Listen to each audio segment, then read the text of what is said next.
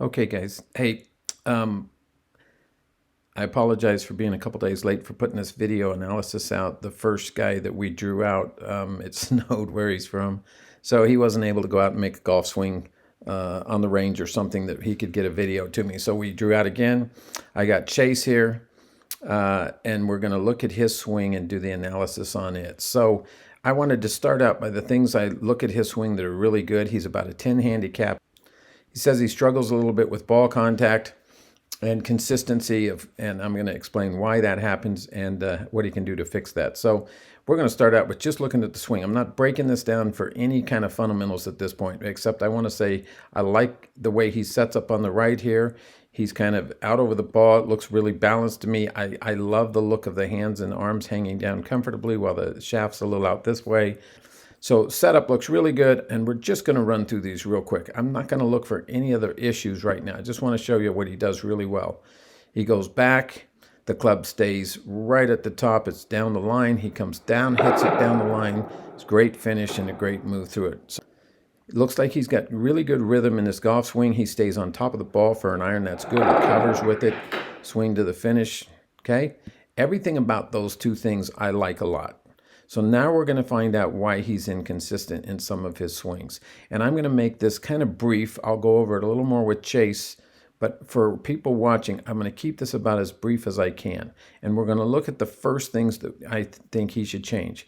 The things that Chase is doing wrong, he's doing because he can't square the face at impact any other way. And there's some fundamental reasons why he can't get the face square. Okay. So with both at the top of the backswing, there's a lot of similarities in this. And the differences are minor at this point. It doesn't really matter. We can't all get into this tour pro position. I don't care about that. What I care about is consistent ball contact and direction. But I'm going to identify some areas here that bad sequence starts to show up in. So we're going to take a line and go from shoulder to glove and from glove down to the hands. And you can even tell that those two angles for both of them are fairly close. But we're going to take Adam Scott and we're going to bring his club down to where his arm is horizontal to the ground. There's some positions we check all the time. So in about right here, I want you to notice that this angle of this club and his shoulder are still pretty similar to what it was at the top of the backswing. When we look at Chase, when he starts coming down, he'll immediately start giving up that angle. That means he's using his wrist and he's throwing the club at the golf ball. This is the way he is squaring the club face up. He's not getting the face square the proper way, so he's having to square it up late. So when you talk about early extension and over the top and everything else that a lot of instructors are going out there trying to help you fix, if you don't fix some fundamental things in your game, you're always going to do those because that's how you square your face. So from this position, we're going to move on down. And the next position we check is where is the club when our lead hand, our glove hand, if we're right-handed, gets on our trail leg, okay?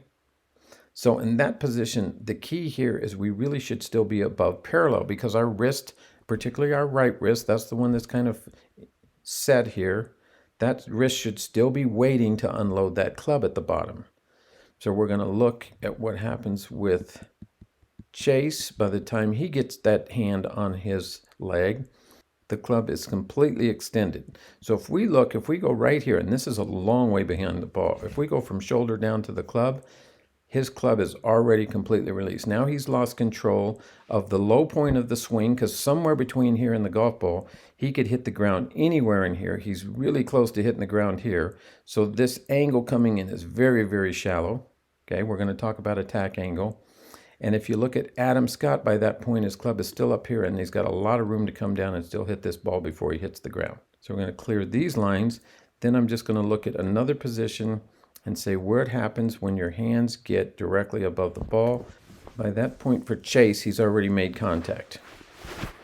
And if we go down and we look at that same situation, when Adam Scott gets that glove over the golf ball, he's still got a lot of room here. So his attack angle coming into the ball is here. He's going to hit the ball before the ground every time he swings a golf club.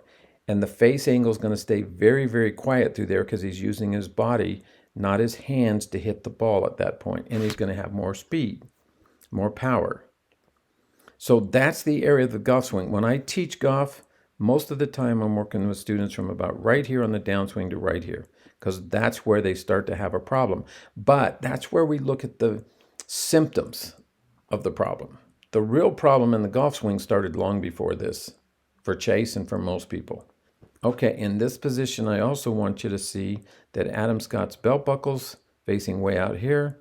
Chase's has moved a little bit front of the golf ball, but not much. Chase's, both of his arms are fairly extended here because he's completely released the club, and Adam Scott's still got a very bent right elbow and a nice straight left arm in here. He's going to release that club farther in front. So let me get rid of all these lines. Watch Adam Scott. Watch that club move through impact. His body's pretty quiet, and he's just releasing. So by the time he gets his arm and the club extended here, where Chase already is, he's well past impact. That creates a much more consistent golf swing. Better contact, better control of your face angle, which is 85% of where the ball's going to go. Direction is face angle. So let's quickly discuss why that happens for Chase. Okay, we're going to go back to setup for Chase, and I'm going to go over the things he needs to change that will allow him to rotate. If I just tell him to rotate right now, he's going to hit it dead right and shank it, and he's going to think I have no idea what I'm talking about. So he's got to square the face up before he ever gets back to the golf ball. That starts with your grip at setup. We're going to look at the grip, and I'm particularly talking about the lead hand. So if I zoom in here a little bit, I want to draw a line for where Chase's, we call it a V. It's between your thumb and your index finger, and we're talking about the lead hand, the one you put a glove on. The right hand for a right-handed golfer doesn't matter that much. It should be somewhat neutral facing the target, the palm facing the target. If you opened up your fingers, just put it on the club and put the palm of the club looking like the face angle. But the lead hand is the one that matters the most. And so if I draw that line for Chase here, it's pointing a little bit up into this area. That's a little bit better than weak, but it's not even neutral. So we're going to go here for neutral, and we're going to go that direction for strong. So the first thing, I will put links on this thing that everything I'm going to tell Chase to do, there's a link for a video description I have of it. And the first one is grip. It talks about the positions. But on this video, I want to tell Chase, get the club much lower in your fingers and let your hand wrap around more. For a proper grip, if you're setting in this position, you should be able to look down with your eyes only, just your eyes, not your head, and you should see the first two knuckles on your lead hand. If you can't see that second knuckle, you're not strong enough. You move the grip. In order to be strong, the grip has to rotate this direction. You have to move it more in your fingers and let it come over. You can't just stretch your hand over and wrap it tighter. Everything gets tense. So look at the video that I have on grip that's with this link. Strengthen the grip. That's number one. The second thing is the takeaway for Chase. I'm going to stop this in a couple positions, but the first thing I want you to notice is the hand position. So if we draw a line straight down the hands here and straight down the hands here, for the takeaway, the hand should stay pretty much inside that line or on it, and the club should stay outside of it. So we're going to take Adam Scott first, and you're going to see that his hands stay on the club. I'm going to move him back down just a hair, maybe to here. And then takeaway, by the time his hands get just above his knee, his hands are still in line, but the club is still outside of it. And I also want you to watch his face angle here. His club face angle here is somewhat matching his spine angle. Now, there will instructors that will tell you to put that toe up. That is an absolute mistake. If you're standing straight up, the toe should be up. When you bend over, that sole of the club should match your spine angle on your takeaway. So the very first thing that we're going to compare is when Chase comes back here, and we get him to about the same position with the club. I want you to notice at this position, his hands have moved out in front of the line, and the club wants to go behind the line. With the hands in just about the same position, I also want you to notice that Chase's toe, or sole of his club, is now toe straight up. So he's more open at that point with his face. He's opening that face to start his swing. He's pushing his hands away from him and letting the club move behind him. That's going to be hard to reconcile somewhere later in the swing without throwing your hands back at the ball. If you open up early in the swing on your face, you're going to have to shut it down somewhere, and that creates a timing issue. Okay, in this position too, I want you to notice how much more Chase's club is far behind him, and also I want you to pay attention to the direction the club face. Chase's is wide open. Scott's is still pretty much square to the plane he's swinging on. So for Adam Scott, we're going to go back here, start coming down. I want you to notice in this position here, as he's coming in, look how far the club is still waiting to release. We're going to take Chase. Want to get your hands down about even with your trail thigh. Put you in about the same position here where your hands are, and look where the club is. I may back that up just a hair, about into here. Way difference in this position. And the other thing is the spine angle for Adam Scott is still out over the ball, and Chase, you're starting to stand up. You have to, because the lever between your shoulder and this club is getting longer and longer. And in order for you not to hit the ground at this point, that extension right there, look how much longer that got away from you. Adam Scott's going to turn down. If we move him a little bit more, this distance from here to the ground is still stable because he hasn't let his wrist go at this point. So Chase is having to stand up,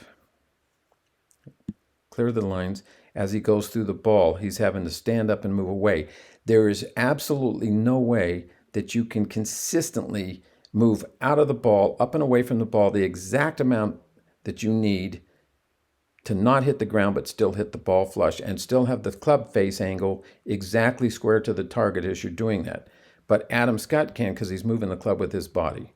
At impact, there's one more position I want you to see. Adam Scott has already cleared his hips. He's rotated. He's in this. I can see that part. I can't see that part of Chase's left pocket. And Adam Scott's spine angle is still out over the ball, and Chase has stood up significantly with the spine. And he has to get away from the ball because he's letting the club get extended very early. Okay, guys, this is a real brief, simplified explanation of what Chase needs to do to start working on fixing his sequence in his golf swing. I'm going to put links in this video for grip. I'm going to put links in for the takeaway. And I'm going to put a couple of drills in there that Chase can use, half swing drills, so he can start feeling his body rotate to hit the ball rather than throwing his arms. It will help him. If you guys want to look at those, they can help you too. If you don't see your answer there, go through my YouTube channel. I've got a lot of drills on the YouTube channel that can help people fix their sequence in their swing. This is an explanation of what the problems look like and what the root problems are before that. If somebody doesn't fix their grip and they don't get the club moving in the proper direction on the takeaway, it is impossible for them to get the face square by rotating their body. Okay, guys, let's go to work.